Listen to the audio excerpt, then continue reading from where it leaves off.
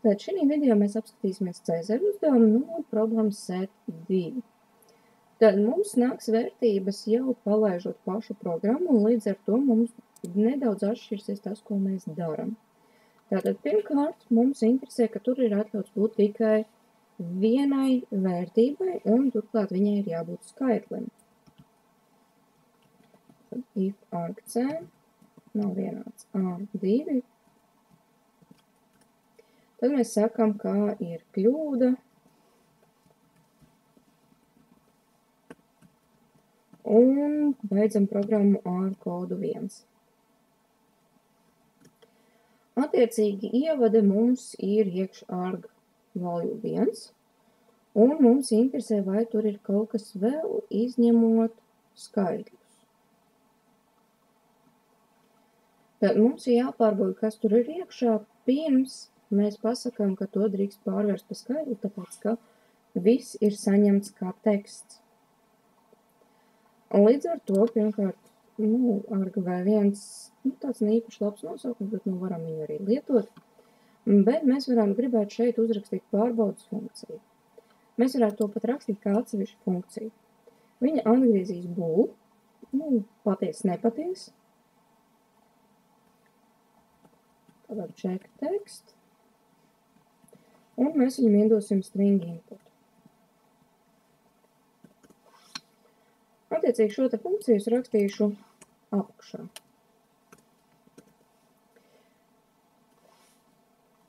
Tātad saņemtajam tekstam es noteikšu tieši tāpatās kā parasti garumu. To mums nodrošina, atceramies, string biblioteka, līdz ar to include ir jāpapildina. Attiecīgi tālāk es izveidošu mainīgu any letters, un sākumā viņš būs false. Tātad es no sākumā apgalvoju, ka man it kā tur nav neviena burta, nekā tāda. Un tad es cikliski iešu cauri visiem burtiem.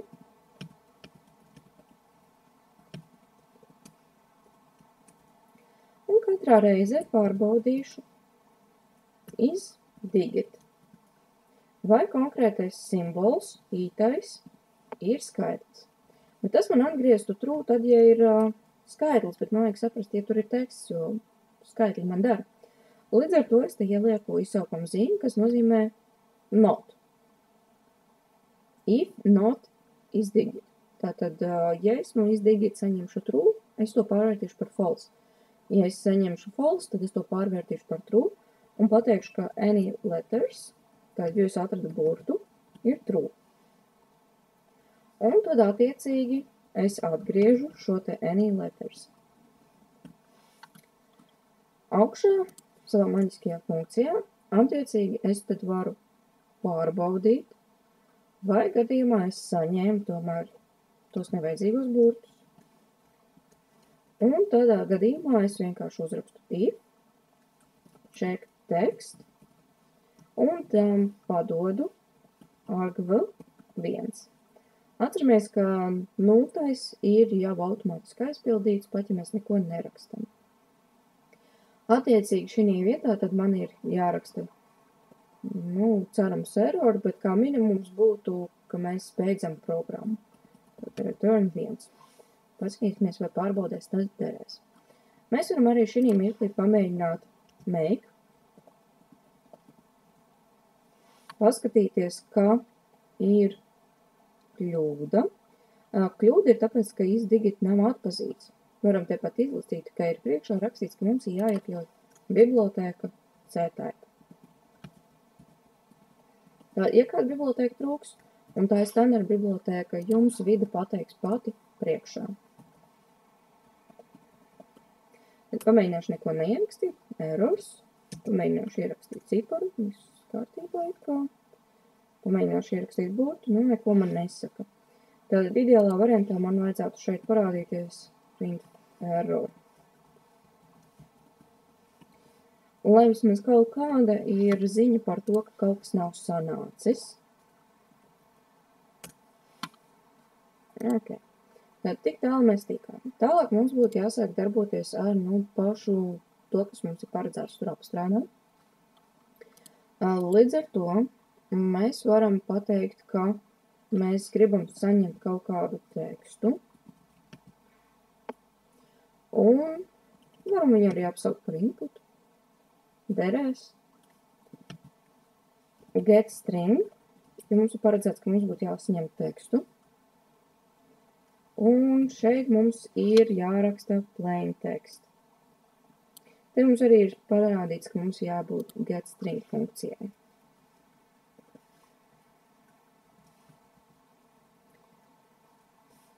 Attiecīgi, ka tas ir, tad mums vajadzētu pateikt, ka to arg value vajag pārvērst par skaitli. Tātad int offset, nobīda, atoj un arg v pirmais. Tātad atoj funkcija palīdz pārvērst par skaitli, bet tā ir atkal jauna mums bibliotēka. Include std lib.h. Tātad standard library. Un tālāk mēs jau varam mēģināt izsaukt savu funkciju un kaut ko izvadīt. Tā mums vajadzētu izveidot mūsu funkciju. Nosauksim to par, šeit ir izmantots vārds rotated, rakstās vieglāk nekā šifrs. Un līdz ar to varam arī izmantot to. Un tur norādīsim, ka mums ir string input un int offset. Secībai nav nozīmes, galvenais, kā ievada ir string un tā nobīde ir offset. Attiecīgi es arī šeit šo funkciju izsaukšu un izveidošu string output. Tehniski mēs šī mirklī varam pārrakstīt mainīgo input, bet, ja mēs runājam no viedokļa mazāk rakstīt komentārus un būt saprotamākam kodam, mēs varam rakstīt vārdiņu outputu un nekas traks nebūs. Mēs bišķiņ nedaudz vairāk atmiņu patērēsim, bet tas šī gadījumā nav nekas traks. Tātad rotated mēs ieliekam iekšā input un mēs ieliekam offset. Attiecīgi beigās mums ir jāizvada. Tātad atkal varam nokopēt no šejienes izvadēju tekstu un ielikt, ka šeit mēs liksim string un pa viņu sauks output. Galvenais neaizmirst slīpstīt n, un lai mums strādātu pārnesums uz nākamo rindu, jo tas arī ir iekļauts pārbaudēs. Attiecīgi mēs varam vai nu šo funkciju rakstīt pirms check teksta vai nu zem. Kā pašiem ir ērtāk. Funkcija tas īsti nemainīs. Bet šī gadījumā mēs nemainīsim mainīgo, jo mēs mainīsim to, kas ir iekšā mainīgie pa vienam burtam. Līdz ar to es šeit varu rakstīt return input, un es varu uzreiz pārbaudīt, vai tik tālu mana programma strādā. Tad redzam, ka pirms ciphertekstas es nejauši ielikšu vienāds tātad to varam uzreiz izlabot. Pirms mēs vēl reāli mainam šīs te ievadas. Un redzam, nesanāk vienā rindiņā. Te paraugā bija norādīts, ka jāsanāk vienādā attālumā. Tātad iekš sākotnējais izvads, iekš plain tekstē arī tekstiņai norādīts, ir jābūt divām atstarpēm. Ok, šobrīd tātad pats pamatiņš man ir gatavs un pārbaudīts, un es varu droši ķerties pie funkcijas, ka es zinu, ka viss pārējais strādā, ka es kaut kādu rezultātu pa vidu arī redzēšu. Tad pirmais, ko mēs vienmēr daram, tad, kad mums ir jāapstrādā teksts, protams, mēs rakstam, ka mēs vēlamies uzzināt skaitu konkrētajā tekstā simboliem. Tieši tāpatās, kā iepriekš, kad apstrādājām tekstu. Šoreiz nosaukšu par count. Tad mums būs jānosaka, kāds simbols ir konkrētajā vietā. To būs jāizmaina ar skaitliskām vērtībām un tad jāieliek atpakaļ. Līdz ar to mums eksistēs arī int ch charakteri. Galvenais nerakstīt char, jo tas ir datu tipu nosaukums, kuru sākumā es nodefinēju par 0. Tas ir, lai man jau viņam būtu kaut kāda vērtība, un gadījumā, ja es kaut ko salaidu par īstai, ja es ieraudzīšu nulles, zināšu, kāpēc. Un man vajadzētu zināt, cik ir jāpārvieto simboli. Tā kā offsetā var ierakstīt kaut vai 100, bet burti angļu alfabētā ir tikai 26, tad mēs varam izveidot mainīgo mūlu, kurā mēs ierakstīsim offset dalījums ar atlikumu 26. Kas nozīmē, ka mēs saņemsim tikai atlikumu. Mēs varam izdalīt, piemēram, 52 dalīts ar 26, atlikums būs 0, tātad nav jāpārvieto, bet 27 dalīts ar 26 būs atlikums 1, kas nozīmē, ka jāpārvieto par faktiski vienu simbolu. Līdz ar to atvieglojot mums izsakošanu līdz kādām tad tur tām vērtībām ir jābūt. Tātad varu pierakstīt 26, because there are 26 letters. Attiecīgi tālāk man ir jāiet cikliski cauri burtiem un jāpārbauda, kas tur pa burtiņu man ir, un tas arī jāizmaina. Turklāt ir noteikts, ka lielajiem burtiem pat pēc rotācijas ir jābūt lielajiem burtiem un mazajiem jābūt mazajiem. Un šiem te 26 ir papildus nozīme, ka ja mēs vienkārši bīdīsim, mēs nokļūsim arī visādos slēptajos simbolos un tā tālāk. Līdz ar to mums ir strikti jāskatās tikai iekš alfabētu, ka mēs strādājam. Tātad for cikls, int I, sāk no nulles, I mazāks par skaitu un I plus. Attiecīgi, iekšā es pārbaudu if is alfa, tad ja ir burts, tad tikai es dodos uz priekšu, input ītais. Ja nav, tad mēs neko nedaram un aizies uzreiz uz nākamo iterāciju. Tātad C-teips mums jau ir, ar to viss būs kārtībā. Tālāk mēs varam pārbaudīt, vai ir mazais vai lielais burts, jo no tā ir atkarīgs, kādai vērtībai ir jāierakstās, ar kādu vērtību man ir jāsalīdzina. Tātad is upper, int, input I, un pārbaudīt. Tehniski Ls gadījums uzreiz automātiski nosakās, ka būs mazais burts, jo vajag daudz variantu nav. Bet, ja jums tas atvieglo lasāmību, tas, ka mēs uzrakstītu is lower, šī gadījumā īpaši programmu nepadarīs lēnāk. Kaut gan tehniski, jā, tā ir atsevišķa komanda, kas ir jāizpilda un tikai tad iziet. Līdz ar to šis te ir tehniski ilgāks apstrādes laiks nekā Ls, bet no otras puses mums ir vieglāk lasīt un nav jāraksta komentāra.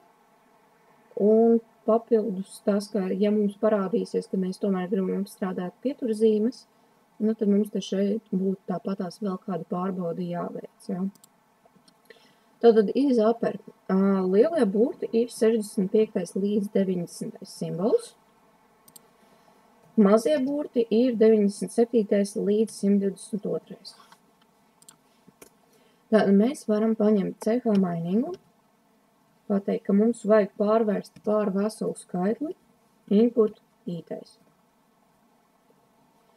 Tad mēs tam varam pielikt klāt šo te mūlu, tātad tas, cik reālā ir nobīde, un tad mēs pārbaudam, vai konkrētais simbols nav ārpus alfabētas daļa, kurus mēs gribam. Tātad, ja ir lielāks par 90, tad mēs jau esam aizbraukuši garām lielajiem burtiem.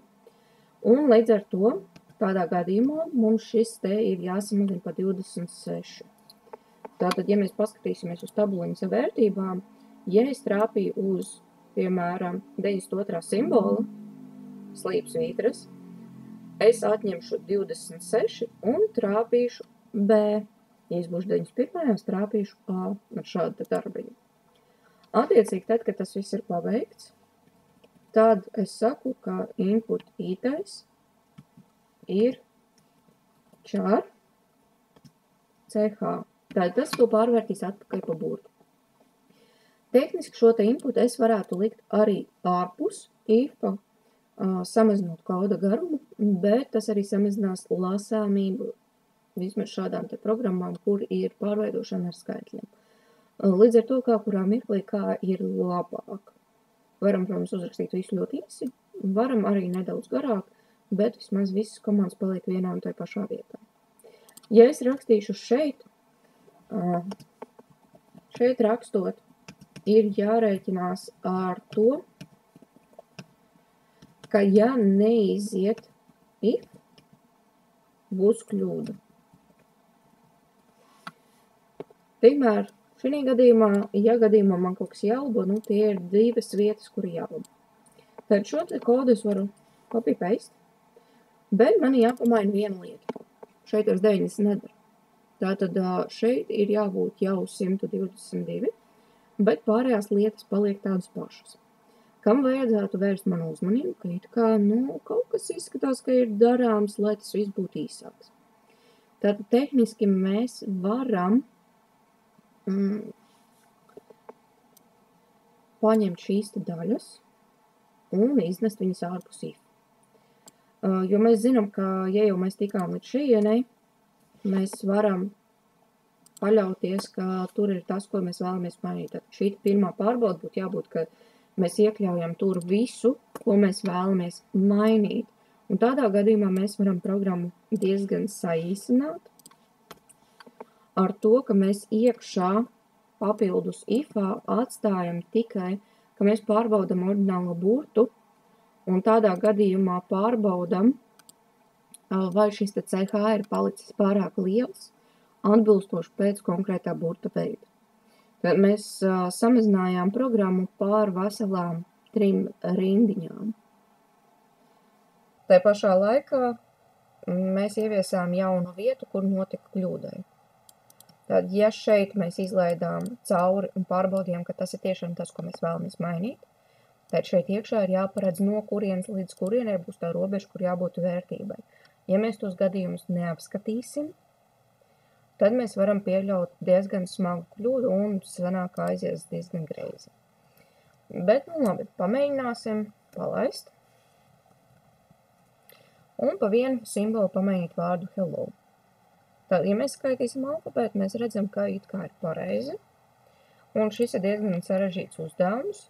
Līdz ar to mēs varam diezgan taisni doties uz check 50. Gadījumā, ja nebūs pareizi, tad parādīsies, kāds bija sagaidāmā izvada un pirmie pāris burti, no kāda ir reāli saņemtā izvada. Kas ļaus jums saprast, kurā virzienā ir kļūda un pamēģināt līdzīgu piemēru manuāli. Attiecīgi esam ieguvuši visu zaļu. Es varētu speciāli samainīt šeit vērtību, lai aiziet greizi. Un palaist vēl vienreiz.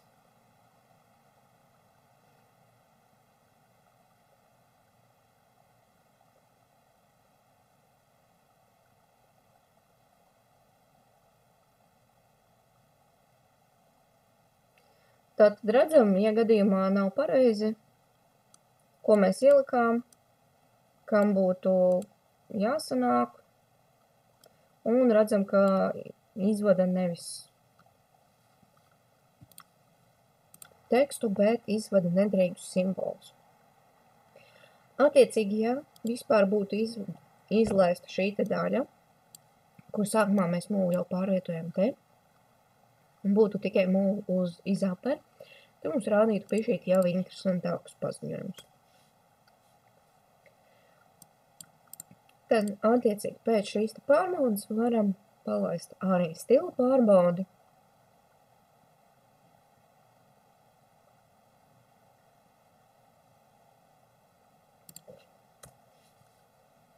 Ir ok, un tad varam iesniegt.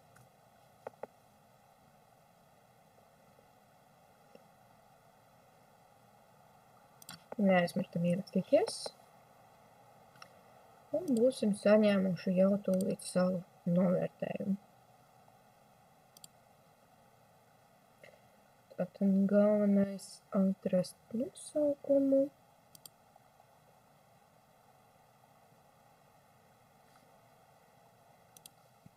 Un varam apskatīties, cik te mums ir punktiņi, ka esam ieguvuši visus.